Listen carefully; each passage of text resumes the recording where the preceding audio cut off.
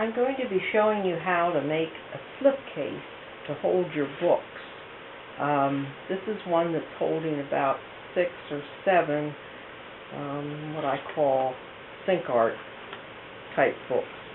Anyway, we're going to put this aside, and we're going to make one today to hold artist trading cards, ATCs. I'm in an exchange on the internet, and this is a pack or set that I got a couple of months ago, and I want to make a little slipcase for them to fit into. Many people have asked me how to make this slipcase, and I haven't been able to come up with directions on paper, so I thought I would just show you how to make it. First, you measure what you're going to be putting into the slipcase, and ATCs, artist trading cards, are 2.5 by 3.5. I want to make it slightly taller because some of these are in plastic sleeves, so I need to make it a little taller. I'm going to make it 3 3/4 so that they'll go in there nicely. And the spine, or the thickness that I need, is 1 inch. So I have made a little template of about the size that I need, and I'm not sure you can see that, but maybe. Overall size, you need to allow for the spine, which is 1 inch. You need to allow for the front and the back, which are 2.5 each, and then a fold-in, which I'm going to make 2 1/4.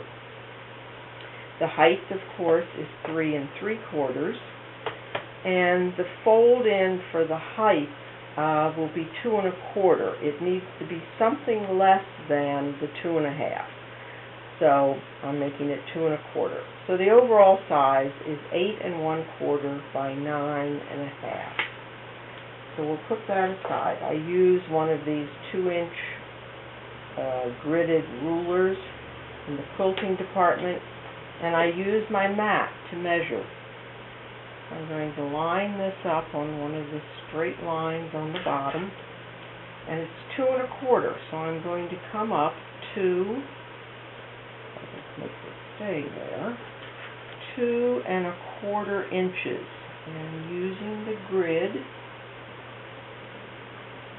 2 1/4 inches, and a scoring tool. I guess it's an embossing tool. I'm going to score along that 2 1/4 line, and I'm going to fold my paper in that 2 1/4 line. And this just happens to be double-sided paste paper, so. And bone fold it. Then put the fold on a line again and go up the 3 3/4 inches. So 1, 2, 3 3/4. So I'm using my grid and the lines on the cutting mat to find that measurement. There it is. Score it and fold down. Again, using the bone folder. Now, I need to find the center. These rulers, the center heavy line is a centering line, so it's easier to see on this side. So I'll find the center of 9 1/2, so that should be 4 3/4, and it is. So on either side of the center, I want a 1/2 inch, because my total width of the spine,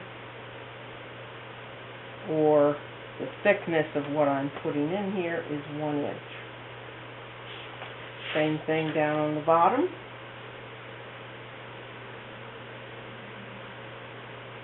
Mark 1/2 inch on each side of center,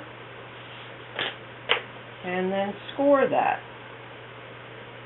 And I'm not using my mat, I'm just using my little pencil marks at this point, and scoring it. And then I will fold on those lines. Be careful when you fold that your edges line up.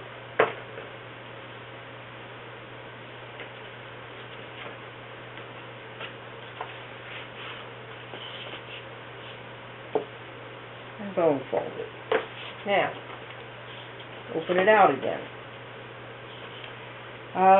And putting it back on the grid so that it's lined up. Actually, now I want to line up these score lines that are making for the thickness or the spine. So I'm lining that fold line up right there, and the width is 2.5. So 2.5, I want to score again. Again, I'm using my see-through ruler and my mat. So now I'm going, and this one's exactly on 1 inch, so we will come over on 2.5, score, and fold those lines. That's going to be the turn-in for the little slip case. Alright, those are scored. Stop.